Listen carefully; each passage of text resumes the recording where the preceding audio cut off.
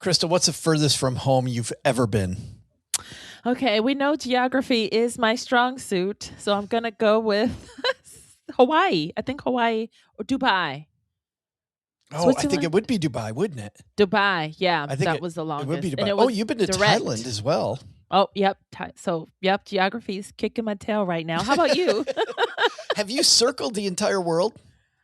Yes, because when we went to Switzerland, we went above, coming home, we went over the equator, which was cool. Or not the equator, the North Pole. Over the North Pole. Wow. We went across. So we went and came back a different direction. Which Welcome was to cool. Crystal's adventure in geography.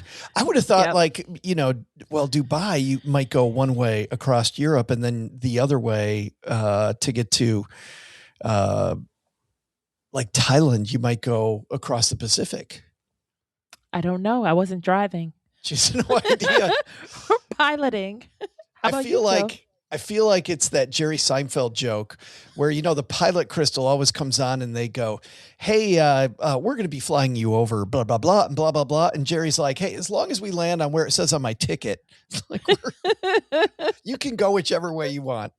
There we go. Well, today we're going to hear stories from a man who hit the road for an epic trip around the world. We'll hear about exotic places, beautiful locations you're going to want to add to your bucket list, and this is, I think, the biggest part, the important lessons that he learned about life, about retirement while he was on the trip. Wasn't it in 80 days, around the world in 80 days? I know that's a cliche. I wonder how many days it took, George. It did. Okay. Well, we'll find out. I know, we're about to. And then let's be real, most travel gear out there is just plain awful. That's why we share our gear of the day at the end of, we don't share it at the end anymore, but we do share our gear of the day. So you can head to our website at stackingadventures.com/GOTD, where you can see all of the gear that we've talked about in past episodes. And these are tried and true pieces and items that not only come recommended from us, but also from you, from other people that have been on the show. So we want you to adventure betterer. I love saying adventure betterer, but you'll set yourself up with some gear that's Crystal Joe Alicious at our page at stackingadventures.com/GOTD. Once again. And now let's get this show on the road. Ready for adventure? From vacation to staycation, and from the mountains to the beach. This is the Stacking Adventures podcast. Welcome back, adventurers, to the Stacking Adventure podcast. Every adventure has a story, and this is where we hear yours. And today, Crystal, we're hearing George's story. And man, what a story this is going to be. I'm excited to hear from it. And also, the thing that's going to shock you is he did all this traveling and he waited till like a round age number, like the perfect age for traveling. And you'll see. Is there a perfect age? No, any age. Well, and that's what I like. I like it when we learn some lessons just from the people that we meet around the world, from the things that we dare ourselves to do, maybe some of the places that we go that we wouldn't have ever expected that we would go, the people that we meet that might be different from us. Like, that's the fun of this whole thing. And I think this is what encapsulates George's adventure.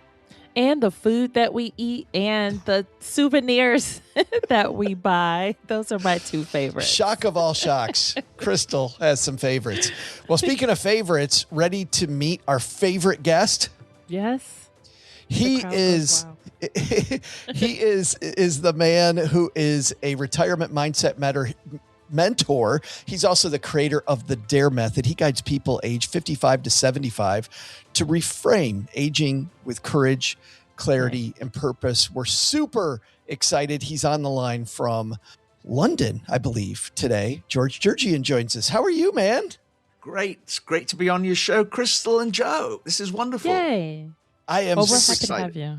Well, we are so happy that you're here. And what's it like in London today? It's not as cold as where you are. I'm in Texas, so okay. Yes. Didn't you get snow recently? We did. We did. A ton. Crystal in our nation's capital got more than we did, George, but a lot more. We still have those piles of snow and ice. Like, they're really tall, but now they're extra dirty. So it's beautiful to look at. Could you not have sent it to Colorado? They needed some there. they did. Let's talk, George, first of all, about your bigger mission, because this trip was part of your bigger mission. Can you speak briefly about the DARE method and about this idea of reframing retirement? Yeah. Wow. Big topic. How can I bring it to 2 sentences? Right. Essentially, I went through a situation where retirement didn't serve me. And so I've been on this journey. I've learned a lot about it, and I'm now teaching it. And the DARE method is really is another word for courage, because you need courage to unretire. Most people just drift into oblivion. I mean, if you remember that Disney movie where the moths go to the flame, and one is trying to help the other, and it's like, I can't help it. Gone. That's what retirement is, because we've got another 20 years to go. And so I've reframed it. I've been teaching this. And one of the things I discovered in my teaching, because I'm learning as well in the process, is that the only way to get people to pivot their minds is travel. Travel, yes. Wait for this. In a nutshell, I think it was Mark Twain who said, travel is fatal to prejudice, bigotry, and narrow-mindedness. Wow. And many of our people need it sorely on these accounts. And I think more so today than in the last 30, 40 years. And so it's about changing perspective. And you only get that when you travel, because travel makes you humble. You need other people to help you. So like it or not, it makes you humble. So then how did you prepare? Like, where did you even start on this mind shift? Because honestly, people after retirement or even in their 70s, they're like, okay, it's time to relax. I don't want to go through the trouble of, find a new place. My back hurts, my knee hurts. How do you even mentally prepare and physically prepare for, okay, I'm just going to travel? Okay, there's 2 types of travel. There's the travel for entertainment and pure fun, and then you come back untransformed. And then there's another form of travel where you travel with intention. I want to learn. I want to discover new things. I want to experience new things, right? And you need to try things and not like them so that you can find what you actually end up liking. You're not going to find it sitting down thinking about it. And so to answer your question, it took me about 3 months to prepare. Okay. And for the first time, I actually used a travel agent. I haven't used one in 20 years. I used a travel agent because I realized this is an epic adventure. And I need the assistance of people who've been to these places and know what it's about. And they understand that I can only cover a small percentage of what I'd like to. How do I focus on the things I want to see and I want to experience? Do you start off then with a bucket list, George, or do you start off with these are the feelings I want to feel, these are the conditions I want to put myself in? Like, where did you begin? Well, that's a really good question. I began with saying I want to visit countries I've never visited before. So this is a whole new plan. I'm not playing safe. I want to experience new things, which means I need to go to places that will make me maybe a little uncomfortable at first because I don't know it. And at the age of 69, which is when I started planning this, you kind of think, what if I stumble and fall? Am I going to be shipped back and my trip's going to be complete, a complete lost cause? Yeah.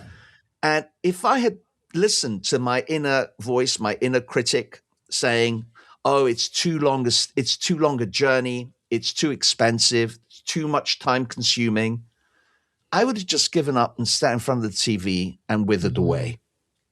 But I wanted this challenge. And so one of the things I did was I chose countries I'd never been to before. And the countries that I chose to go, I forced myself to focus on the areas and the places that I wanted to visit. So, for example, in South Africa, I wanted to visit Cape Town because it's notoriously a beautiful place to visit. The vineyards, the ocean. I wanted to go and see Robben Island, Nelson Mandela's place, right? Now, I'm not looking at this from a political perspective. I'm looking at this from a personal journey. Here was a young man, a lawyer, an activist who ends up in jail, spending 27 years with a pickaxe in a limestone quarry. And he comes out of that place not hating people. For me, that is a massive transcendence. And I wanted to know how he did it. Not for historical reasons or political reasons, but from the human element of how do you transcend a situation that you find yourself in. So, for example, retirement is a situation, but it's not Robben Island. Let's be very clear, right? I'm ready to retire today. So, trust me, retirement is not what you think it is. Okay. You know, once you take the glossy glasses off, the rose-tinted glasses, okay, retirement is the end. Work.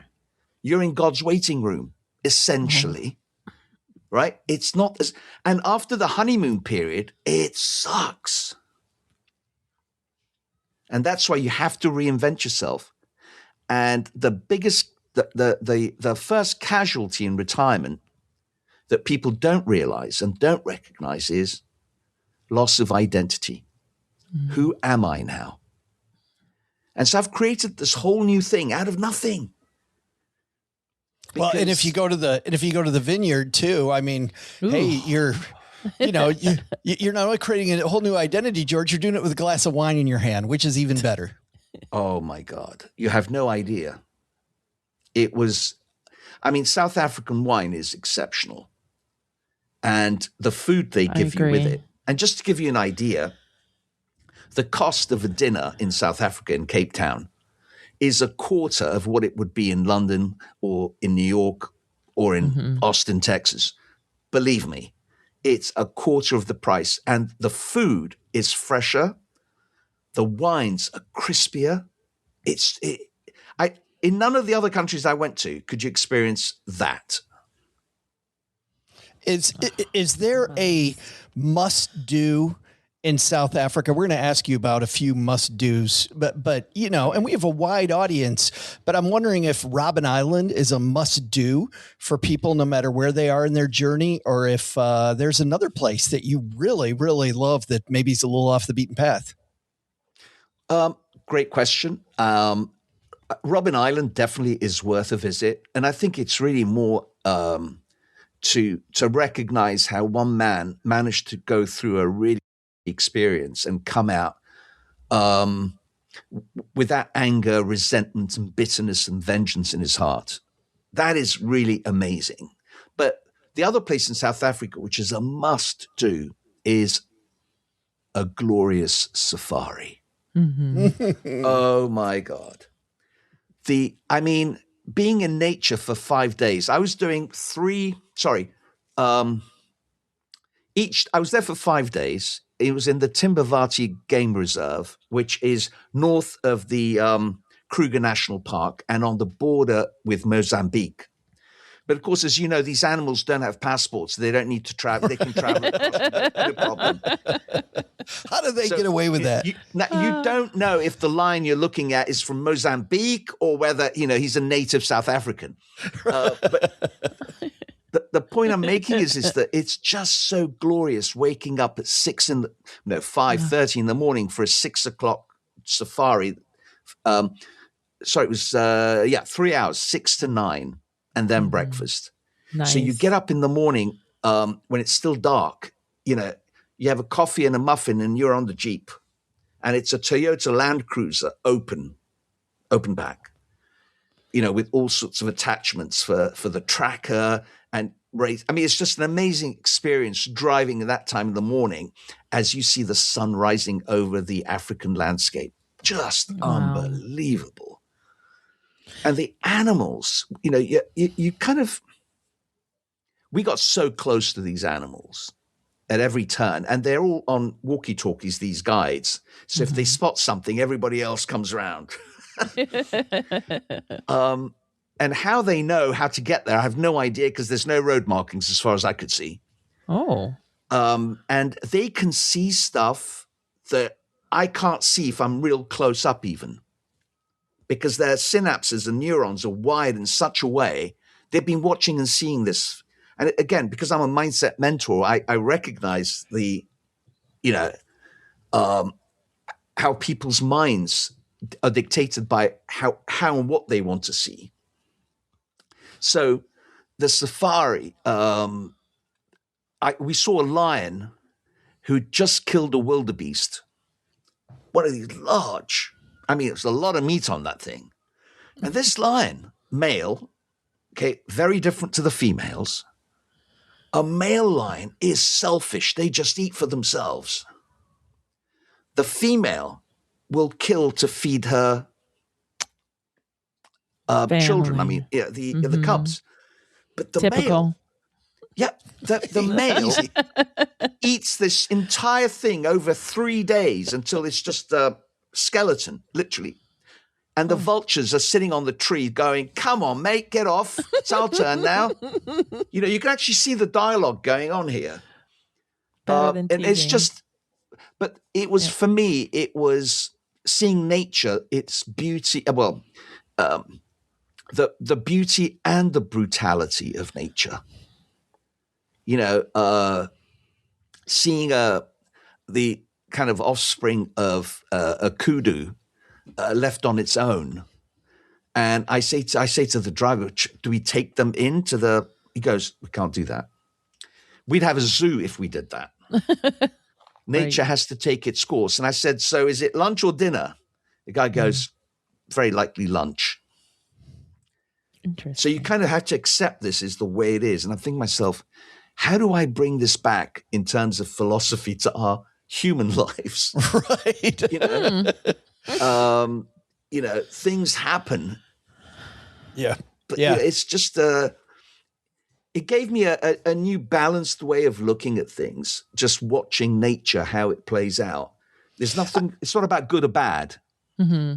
I do even, George, want to go back to something you said earlier, because I think this is so important for people, is that, some of these experiences you might not like. I can imagine Crystal, Cheryl, my spouse, just watching this lion eating a wildebeest and just going, no, thank you. Like, gross. Mm-hmm.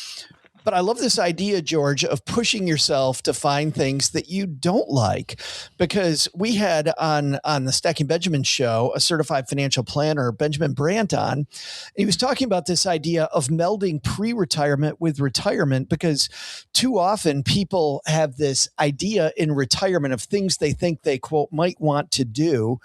And then they get to retirement, and it's this big disappointment, because it turns out you didn't like all the stuff you thought you were going to like, and you never play tested.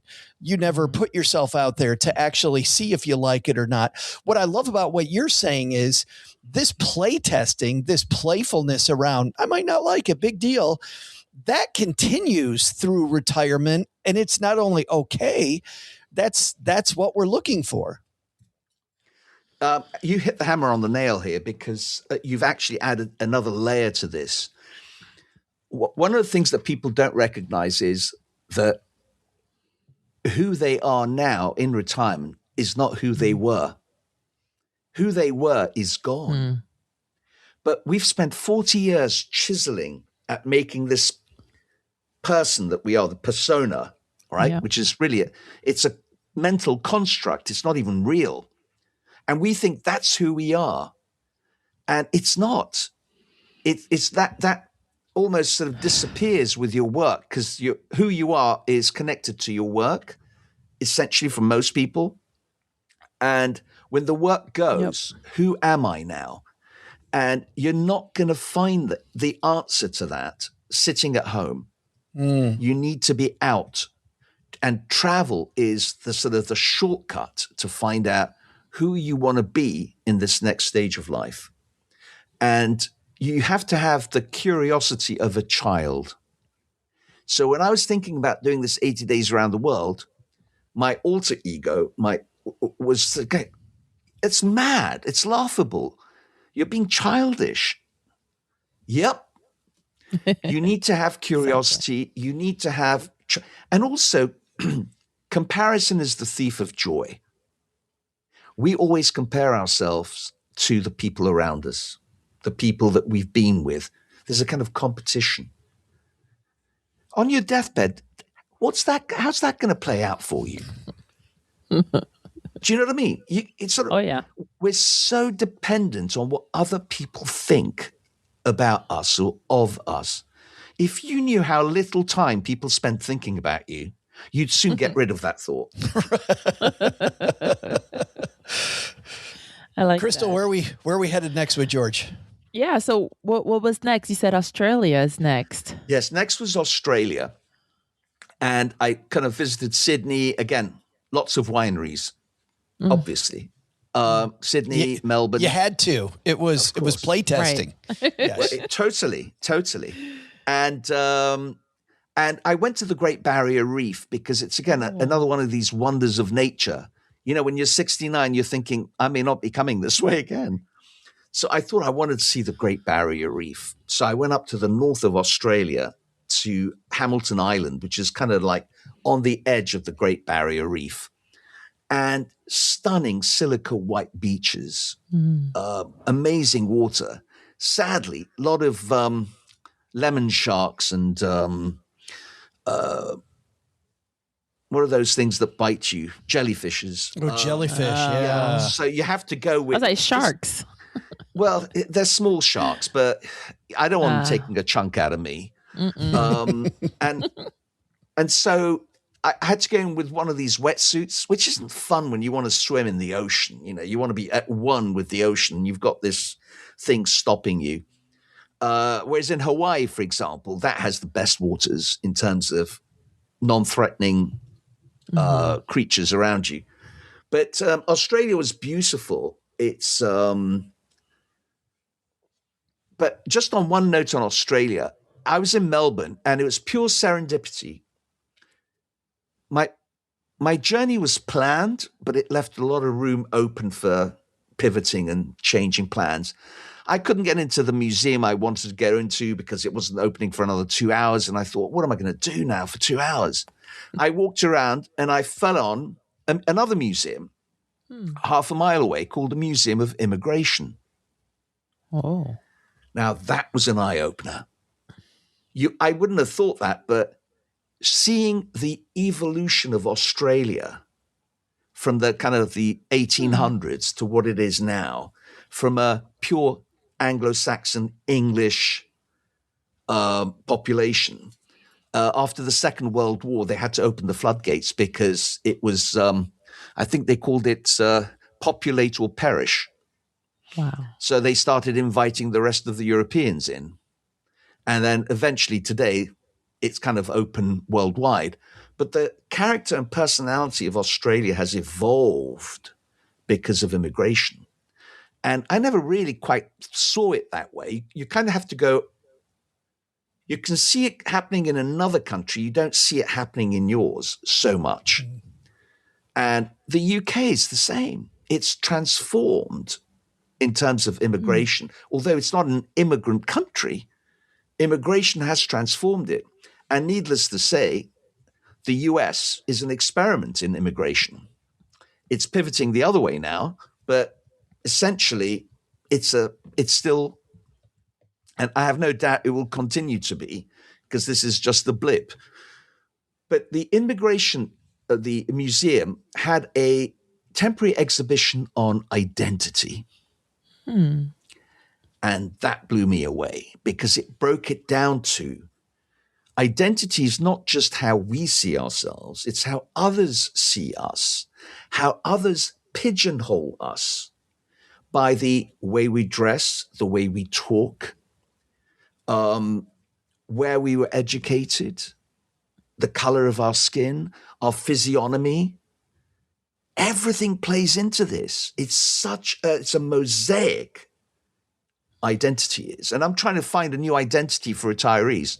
I'm thinking, wow, this is such a huge topic. And identity is crucially important because what you believe, you become. So if you believe, your identity is not helping you, there are some things in your identity you can change to make you feel better.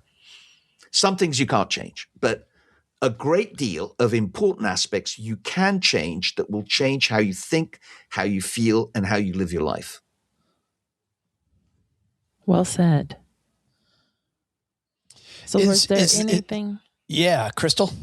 Yeah, any other top must see? Because it sounds like the Museum of Immigration is one must see. And I love how it was just kind of random. It was not planned. Not planned. The other thing that I enjoyed was traveling from Melbourne on the Great Ocean Road. It's cool. It's a long journey through all types of landscape till you reach a place called the 12 Apostles, which is 12 rock formations.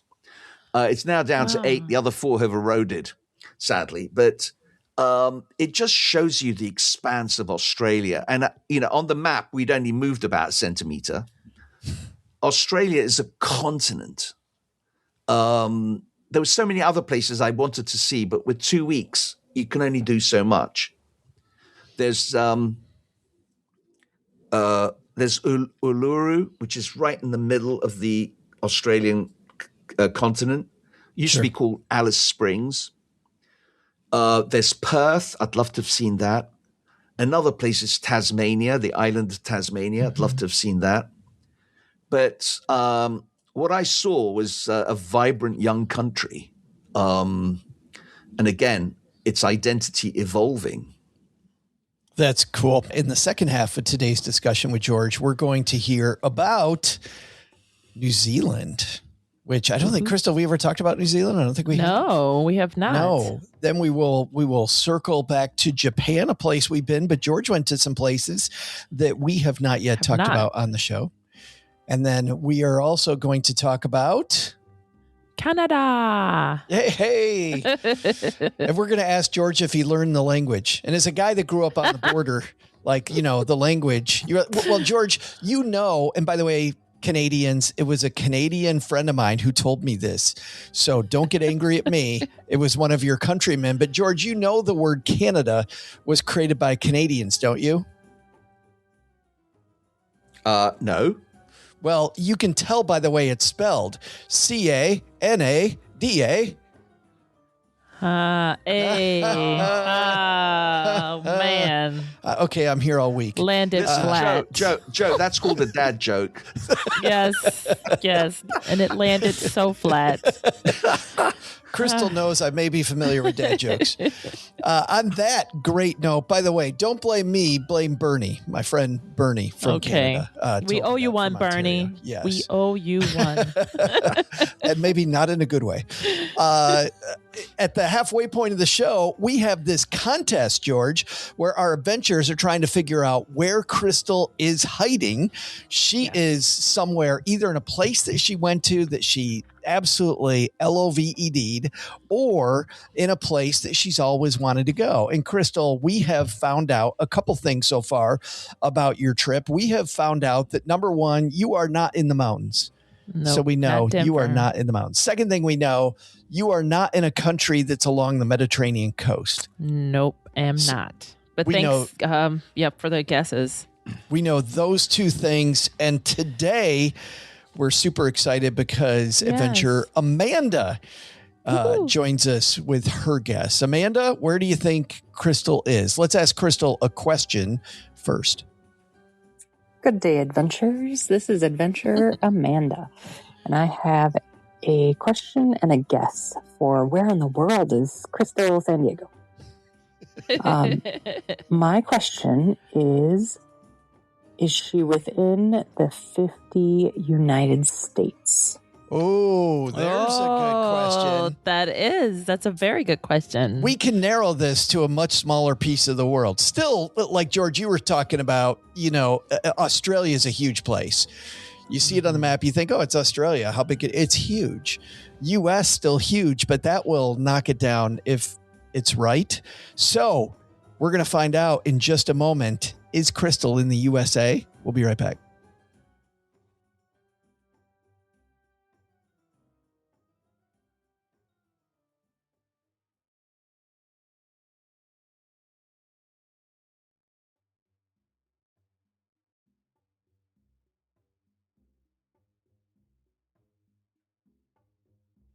All right, Crystal. Amanda wonders, are you inside the continental United States? I am not. No. She is not. No. Which also narrows it, not as much as had you been inside the U.S., but narrows it. So she is outside of the USA. And sadly, Amanda, I bet you're going to guess someplace inside the USA. But let's hear where Amanda guesses that you are. Not including any outlying territories. Islands. My assumption is no. Oh. And so I will be guessing Aruba so that she can sit on the beach. You can tell Amanda's heard this show before because she knows Crystal likes the beach. But is Amanda correct? Are you in Aruba? No, but I do love the beach. That was a great guess. No Aruba, but it's on my list. That is 100% it is on my in Aruba, list. not that far from Barbados, where you have been. Ah, right. Yep. Yeah. So Amanda, maybe it's a trip you and Crystal to Yeah, Aruba. let's do it. All right. So adventures, now we know she's not in Aruba and she's not in the contiguous United States. Crystal, where do people go for their guess? You can guess once per quarter, and that's a calendar quarter. So we still have we still got about 6 weeks left in this quarter. So where do they go to guess? Head to stackingadventures.com/mystory, one word, and you'll hear yourself. Yay. That gets us so excited. It's the little things, you guys. We want to hear from you. George is going to call in too with his guess. He is. He feels like he's got it narrowed down now. Now he knows. George, let's get back to your epic adventure. Yes. And I'd love this idea of this is a mindset shift for people going into retirement. You've now been on this tour, for at least a few weeks. How's your mindset as you're leaving Australia headed to New Zealand? I think one of the adjectives I would use is elated. You know, when you're on a sort of a high, you're on a high vibration, a high frequency, everything that in the past you'd use negative stuff to sort of make you go like trudging through mud. This was the opposite. This was like, nothing I could do was wrong. And the reason was, if there was something that I felt, I listened to my body. If my body felt, I really don't want to go on that tour today, I just don't want to go. In the past, I would definitely go because I had to tick the box. Right? You got to stop ticking boxes. Right? Nobody's checking on you. You don't need to pass any exams or tests. You just have to have fun. And so I didn't do some of the things that I was scheduled to do. Nice. Yeah, because I'm thinking, oh my God, I just spent money on this. I feel I have to go on it. No, I'm worth it. I don't need to go. So again, it's a mindset thing. In the plane, in the airline, sitting in the middle seat, I've never sat in the middle seat all my life. But I went on a world tour trip, which meant that it was economy. So I got sat 3 times on 12-hour flights in the middle seat. And the only way to get through that isn't to get angry, upset, is to go zen. You go zen, all right? That's the only way through this. But to answer your question, Joe, I was excited about New Zealand because it's known for its natural beauty. So I went to Coromandel Peninsula, which is in the North Island, which is a cycling circuit. I mean, the beauty is so powerful that your eyes hurt. Your eyes actually hurt because you think, how can I capture this in my mind? So when I'm having shitty days, I just think of this and I go zen. Go back. Is this the mountainous part? Is that what was beautiful? No, the seriously mountainous part is in the South Island. This is the North Island, which is quite hilly. I wouldn't say mountainous, but I mean, there was a hot water beach where you literally, they give you a spade and bucket and you dig a hole in the beach and you go into this and it's like warm water, but it's got all these sort of salty chemicals and whatever that keep, I mean, it's just, you come out of it revitalized. Wow. But when I was digging, I hit cold water, as I do, and I hit scalding water that's going to burn you. Ooh. Until there was a very nice South African couple that invited me into their little swimming pool, and I popped in there, and it was just perfect. Wow. Again, friendliness, humility, attributes that really help you when you're aging instead of getting grumpy. Right? State of mind. The New Zealand people I've heard, by the way, George, just generally just wonderful people to be around. Yeah, I mean, they are. And I met a lot of great people, some of whom I'm still friends with. I went to the South Island. South Island was extraordinary. I took a train ride across the South Island from Christchurch to Greymouth. And the train snakes through mountains and lakes. Lakes are sort of ice blue and gushing rivers, blue gushing rivers. It's just so beautiful. Lots of lakes. Wow. I drove 6 hours from Christchurch down to the southern point, Queenstown. Again, incredibly beautiful landscape. And down there, I took a tour to Milford Sound, which is like a fjord, a Norwegian fjord. Very mountainous. And in fact, the mountains there are called the Southern Alps, as in the Swiss Alps.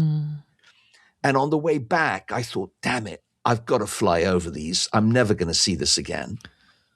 And so I flew over the Southern Alps. It was a $300 ticket. And in the past, it would be, should I not? And I thought, I'm doing this. Yes. And I flew over on a single engine plane going over the Southern Alps. And it was just majestic. Look at the look on Crystal's face. She's like, I know, no way. I'm there. You are there. I'm picturing myself like, wow. Oh, yeah. I thought that look on Crystal's face was no, thank you. Single engine plane. I'm gone. Well, actually, it was exciting because, again, if I put on my city hat, it'd be like too risky. I need a two engine plane minimum. But as Charles Lindbergh said when he was told he's mad not to take one of these vests. What do they call them? Life jacket. Life jackets, right? Not even life jacket. Parachute. Right. He didn't take a parachute because he said, "What's the point? I'm going to drop into the Atlantic, which is freezing, and die within 5 minutes." And he saved himself 5 kilograms on the plane because his plane had to be light. Light. Oh, interesting. Who's that? There's a comedian, I think it's Ron White, who talks about whenever he's flying across the western part of the United States, where there are no major, there's no ocean, there's no sea, and they always talk about how your seat cushion will turn into a flotation device.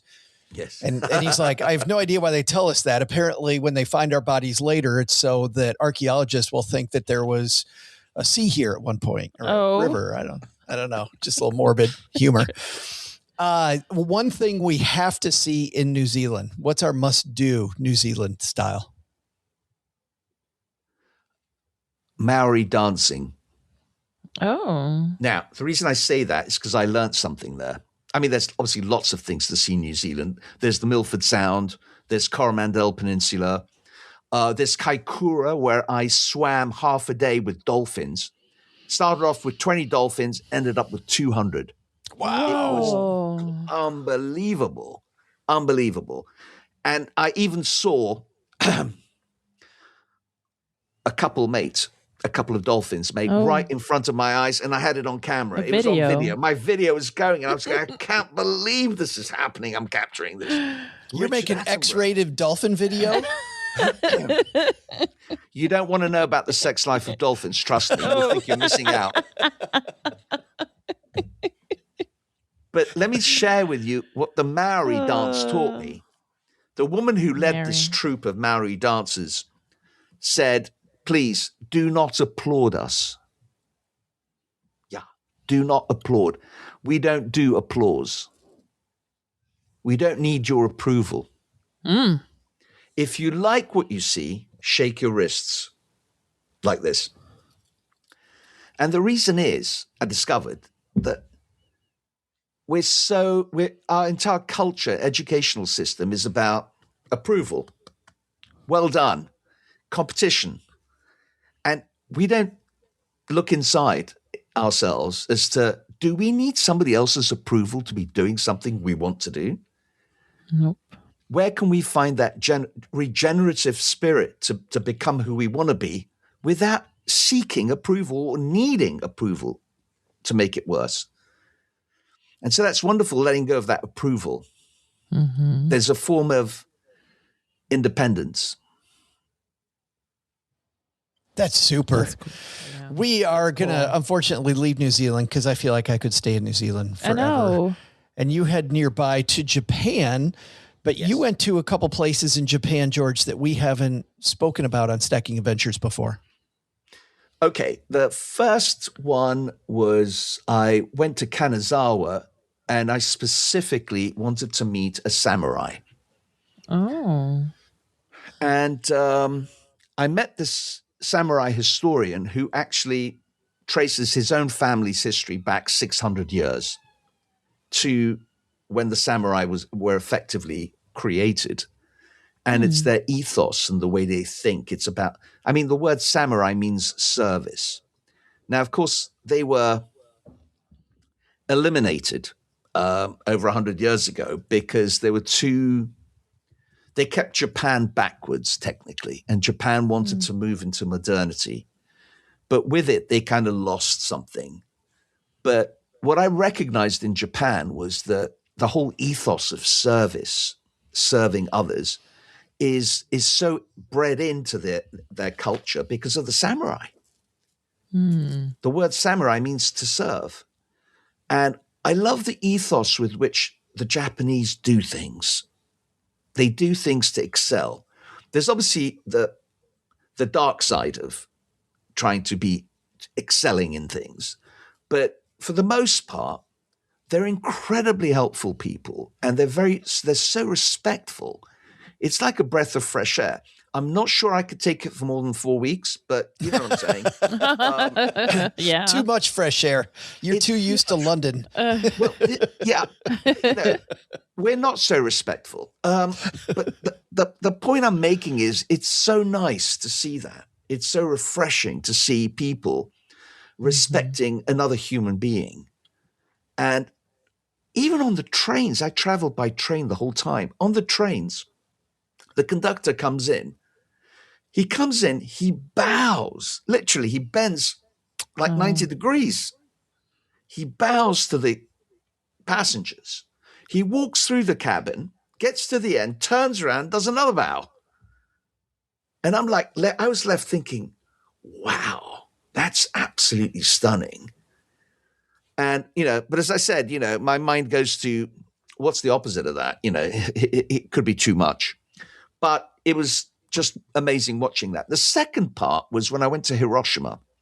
I went to Hiroshima for a reason. I'd read John Hersey's book, Hiroshima, which depicted the lives of 6 people before the bomb, during the bomb, and after the bomb.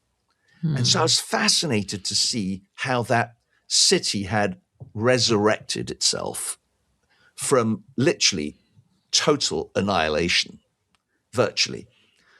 And now it's 3 times the population it was before the bomb fell on it. And it's like the 11th largest city in Japan. And there's no radioactivity to any more than anywhere else. But there was a thing the Japanese have done, which a lot of other peoples who've been through that kind of terrible episode in their lives, is that the Japanese have moved on. They've forgiven, moved on, and said, we don't want this to happen to anybody else. So they've got a really sort of interesting view on it. I met some Australians there who said, well, if the bomb hadn't gone down, the war wouldn't have ended, and which is partly true. But also I learned a lot of personal stories about people who lived through that time. And I'm a sucker for great stories, particularly love stories in these kind of times. It's such an uplifting stories of people helping each other. So that was the thing about Japan. I wanted to know, how do you come back from an atom bomb falling on you? And I'm not comparing retirement to an atom bomb falling on you, but you get the gist. We think crises is the end of us, when actually it's the making of us. Yeah, what is that?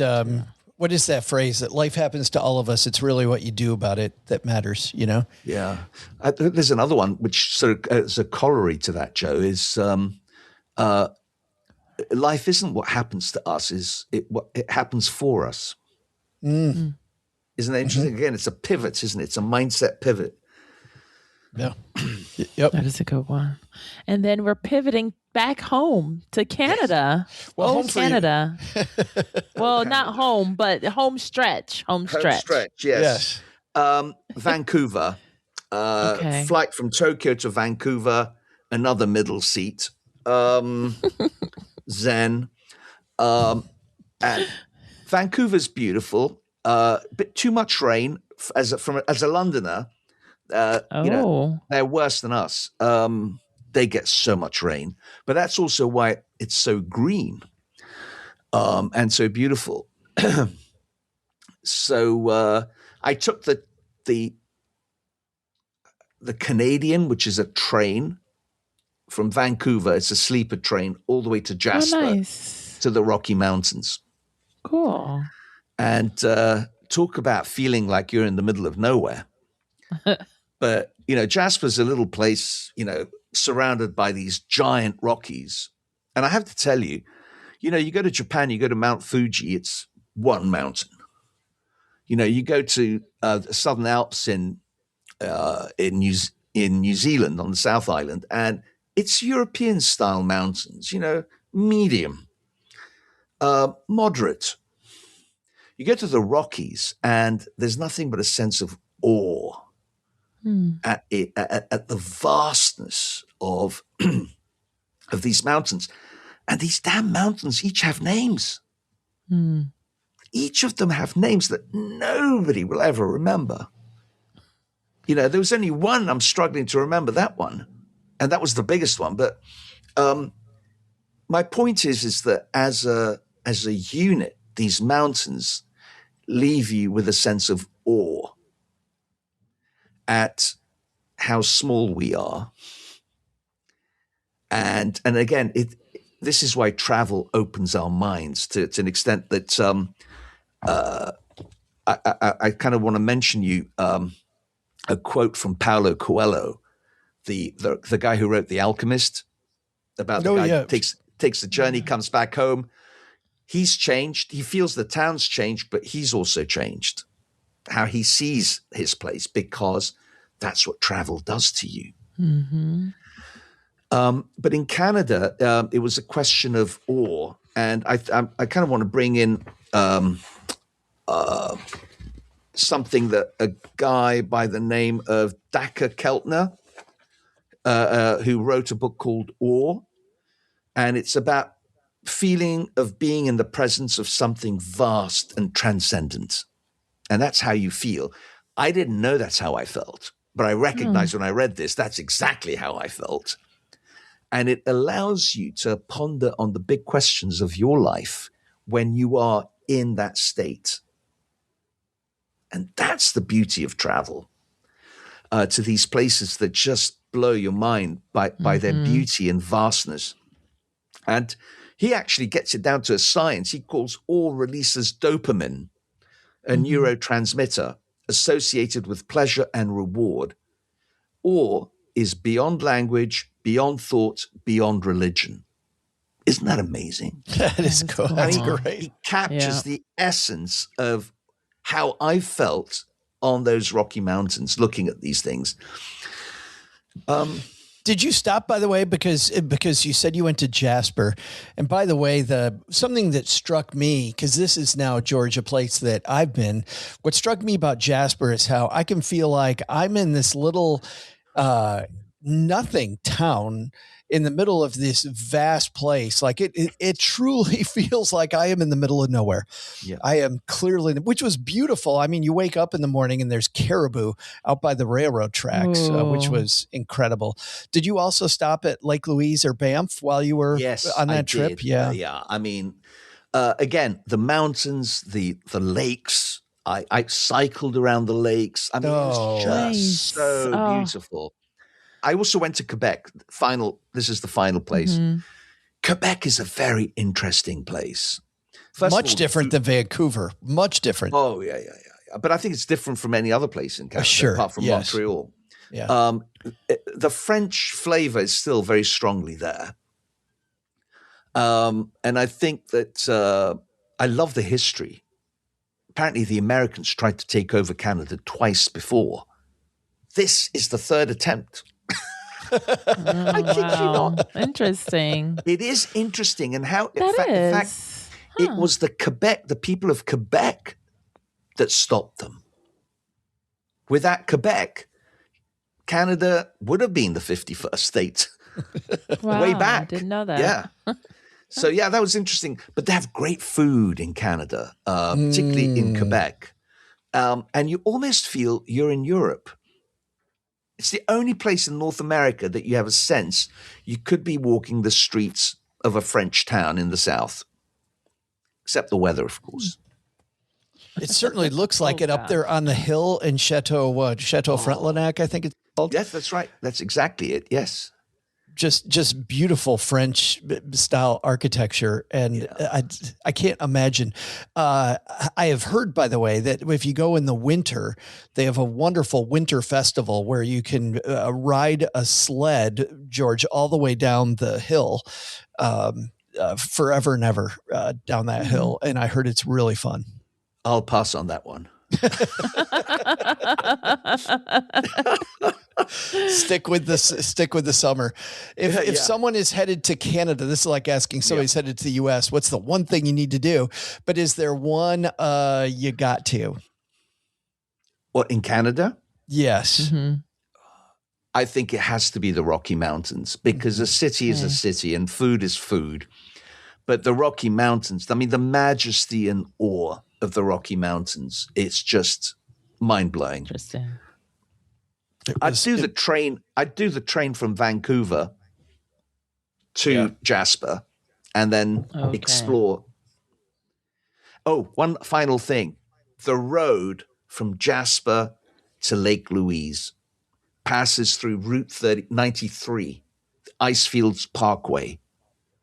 It was a 3-hour journey in a luxury coach, but I couldn't get my eyes off the mountains, the forests, and the lakes.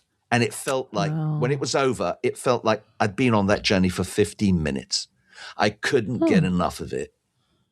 I will second that emotion, George. In fact, where the visitor center is for the ice fields, the mountain directly behind it, directly across the highway from the ice field, was maybe my favorite hike when we did the Rockies. You hike up and it's, you're hiking up a mountain. So it's not the world's easiest hike, but it also wasn't as difficult as I thought it would be. And we got this wonderful picture of the Canadians that put these red chairs, these Adirondack style chairs up on the mountain in the middle of nowhere, overlooking the ice field. But we got this picture picture of this ram standing next to this bighorn sheep standing next to the red chair that looks like a postcard, but we took it ourselves. It was so amazing. Just I would go back to the Rockies in a heartbeat. That just, what a great way to finish off the trip. When you went home, you mentioned that you kind of see home differently, right? You see everything a little differently after you've traveled the world. How did you see the world differently after this trip?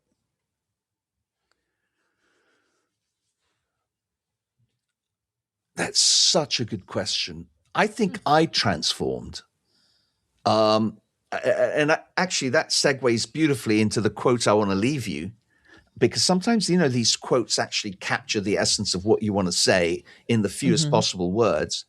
And it's the Paulo Coelho quote, because that's exactly how I felt. And he said, maybe the journey isn't about becoming anything. Maybe it's about unbecoming everything that is not really you. So that you can become who you were meant to be in the first place. So in a sense, I felt I was more me after this trip, because I had shed some of the artifices and the personas that we put out into the world.